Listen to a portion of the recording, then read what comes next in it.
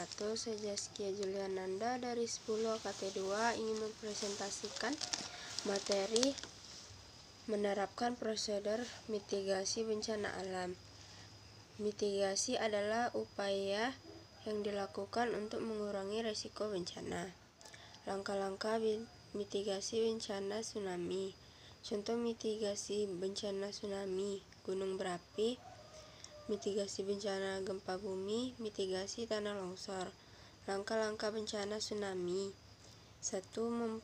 Memahami peringatan dini. Evakuasi awal. Komunikasi dalam kondisi apapun. Komunikasi adalah hal yang penting. 4. Keselamatan pasca tsunami. 5. Sosialitas mitigasi. Contoh mitigasi tsunami. 1. Menanamkan mangrove, hutan bakau di sepanjang pantai untuk menghambat gelombang tsunami. 2. Perbekalan mengetahui tentang data gempa yang berpotensi mengakibatkan tsunami. 4. Terdapat sistem peringatan dini tsunami dalam skala regional dan internasional. 4. Pengalaman pemantauan berkala. Mitigasi tanah longsor. Hindari daerah rawan bencana untuk membangun permukiman. Mengurangi tingkat keterjalaman lerang. Teraseri dengan sistem drainase yang tepat. Penghijauan dengan tanaman bakau. Mendirikan pegunungan berpondasi kuat. Penutupan berkaihan di atas lereng untuk mencegah air untuk masuk. Pengertian mitigasi tsunami.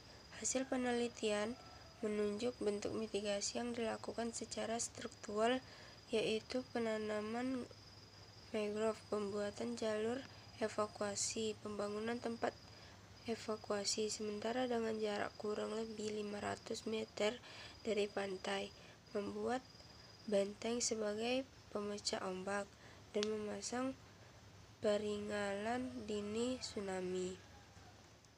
Mitigasi gunung berapi. Hindari daerah lereng gunung, sungai, aliran lahar, dan lembah yang beresiko terkena material dari gunung berapi.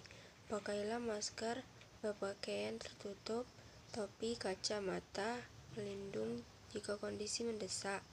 Tak ada masker, pakai kain basah untuk menutupi mulut dan hidung agar terhindar dari menghirup atau vulkanik. Terdapat sistem dini tsunami dalam skala regional dan internasional. Pengadaan pantulan berkala. Sistem pendeteksi tsunami dirancang di dua bagian, di antara jaringan komunikasi dan struktur hingga jaringan sensor pendeteksi tsunami. Contoh letusan gunung berapi. 1. Membangunkan tunggul untuk menahan lahar supaya enggak masuk ke dalam wilayah permukiman. 2. Mengadakan pengetahuan berkala. 3. Mengirimin data pemantauan dan direkod vulkanologi dan mitigasi bencana di Bandung dengan radio komunikasi SSB. 3. 4. Kegiatan tanggap darurat ketika mulai muncul dan meningkatnya aktivitas gunung berapi. Mitigasi bencana gempa bumi. Kunci utama adalah mengenali apa itu gempa bumi, penyebab, jenis, dan tampaknya.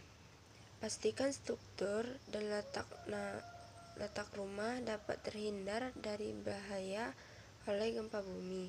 3. Mengevaluasi dan merenovasi luang struktur bangunan agar terhindar dari bahaya gempa bumi. Mengenali lingkungan tempat kerja. Perhatikan letak pintu, lift, tangga darurat, dan tempat paling aman yaitu berlindung. Belajar menggunakan P3K. Belajar menggunakan alat pemadam kebakaran. Catat nomor telepon penting. Baiklah, saya akan menjelaskan ekosistem dan interaksi dalam ekosistem. Jenis interaksi dalam ekosistem. 1. Simbiosis adalah hubungan yang terjadi antara dua organisme. Simbiosis itu sendiri terbagi menjadi 3, yaitu simbiosis mutualisme, simbiosis komensalisme, simbiosis parasitisme. 1. Simbiosis mutualisme adalah hubungan yang sering menguntungkan antara individu yang terlibat. Contoh, lebah dan bunga. Lebah akan mendapatkan nektar dari bunga sekaligus menjadi agen penyebaran bagi bunga. Contoh lain dari simbiosis mutualisme adalah antara anema dengan ikan badut diuntungkan karena sengatan anemon akan melindungi diri predator, sehingga anemon diuntungkan karena ikan badut akan memangsa hewan invertebrata yang merupakan predatornya. 2. Simbiosis komensalisme adalah jenis interaksi antara dua organisme terdapat manfaat tanpa memberikan efek positif atau negatif pada organisme lainnya. Berikut contoh. Simbiosis komensalisme. Remahan remora dan hiu. Remora adalah ikan kecil yang biasanya ditubuh dan di ikan besar dengan menggunakan peranganannya khusus pada kepala mereka. Remora diperoleh dari manfaat dari perjalanan yang lebih mudah dan sisa makanan yang dihasilkan oleh hiu tanpa memberikan manfaat dari hiu. Lalu, komensalisme parasitisme, yaitu hubungan antara dua individu yang merugikan satu dan yang menguntungkan individu lainnya.